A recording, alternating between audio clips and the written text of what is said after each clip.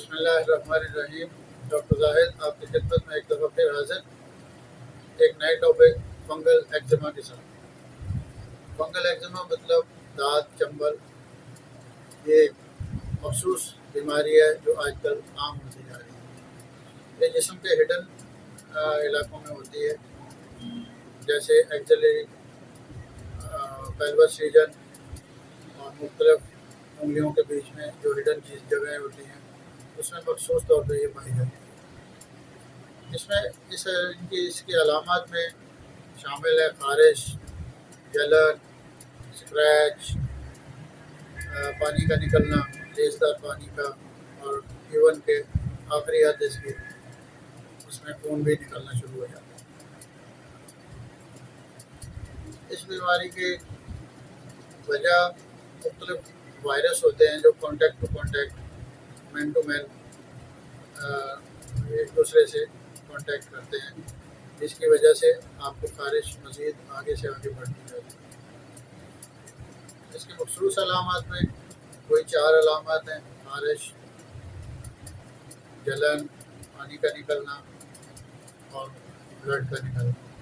اس کی خارش ایسی ہوتی ہے کہ اس میں مزید اگر خارش کی جائے تو مزید خارش آگے بڑھتی جاتی ہے۔ اس خارش کو ختم کرنے کے لیے بہت ضروری ہے کہ اس کا ایکسٹرنل اور انٹرنل مکمل علاج کیا جائے۔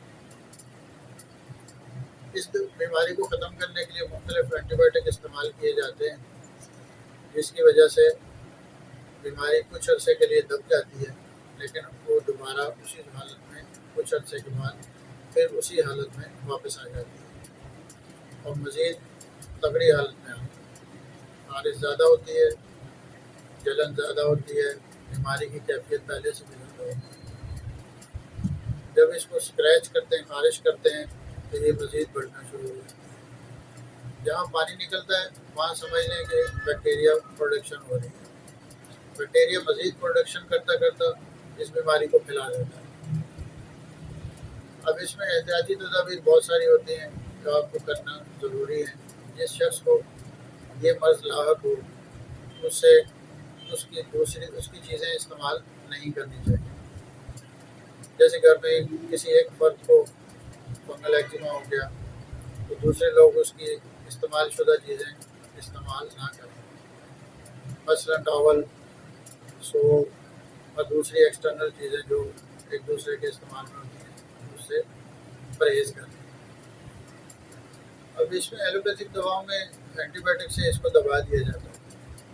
جب وہ دب جائے گا تو لازمی بات ہے اس میں کچھ ایسی چیزیں ہیں وہ دوبارہ، کیونکہ بیکٹیریا پوری طرح کل نہیں ہوتا، وائرس ابھی تک موجود ہوتا ہے، وہ اسی صورت میں واپس دوبارہ بیماری کو لے آتا ہے۔ اب اس تمام کیفیت کو مد نظر رکھتے ہوئے اس میں کچھ چیزیں ایسی ہوتی ہیں، جیسے آپ اگر ڈرائی ایگزیما ہے تو اس کو گیلا رکھنا بہت ضروری ہوتا ہے۔ مثلا کچھ دوائیں ایسی ہوتی ہیں جو آپ سلائن ویزلین میں ملا کے لگا سکتے ہیں، جس سے وہ ڈرائی جلد جو ہوتی ہے وہ ہارڈ نہیں ہوتی اور اس کی خارش میں کمی آ جاتی ہے۔ اسی طرح ہومیو میں بہت ساری دوائیں ہیں، جیسے اس میں کیونکہ جسم کے اندر بہت ساری ڈی آکسیجنیٹ نہیں ہوتی، بہت ساری چیزیں ایسی ہوتی ہیں جو پروڈکشن کر رہی ہوتی ہیں، یعنی خون میں خرابی پیدا کر رہی ہوتی ہے۔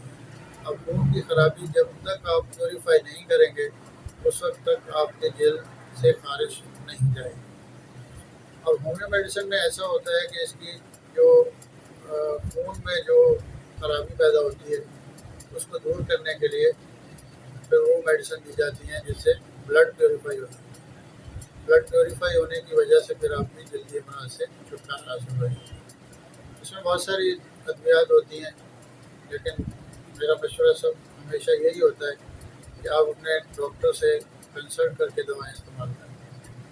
جیسے ہائیڈروکوٹائل ہے، ایکنیشیا ہے، پیٹرولیم ہے، ریڈیم ہے، ڈالیپاس ہے۔ یہ دوائیں ہمارے فنگل ایگزیما میں بہت زیادہ استعمال ہوتی ہیں۔ سلفر ہے۔ یہ دوائیں استعمال کرنے سے آپ کی خارش میں کافی حد تک کمی ہو جاتی ہے، اور اگر اس کا مستقل علاج جو 2 سے 3 مہینے پر محیط ہوتا ہے کر لیا جائے تو بیماری سے ہمیشہ کے لیے چھٹکارا مل جاتا ہے. آج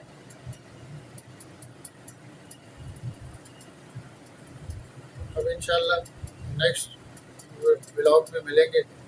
تب تک کے لیے فی امان اللہ.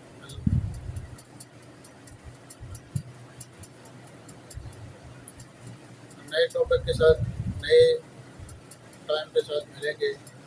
نئے ٹاپک انشاءاللہ لوگوں کی کافی اصرار پہ ہم نے کڈنی اور مثانے گردے اور مثانے کی پتھری پہ بہت سارے لوگوں نے کنسلٹ کیا ہے، تو اس پہ بات بھی کریں گے اور اس کی میڈیسن بھی بتائیں گے. تب تک کے لیے اللہ حافظ. اجازت دیجیے. آپ کا اپنا ڈاکٹر زاہد. اللہ حافظ.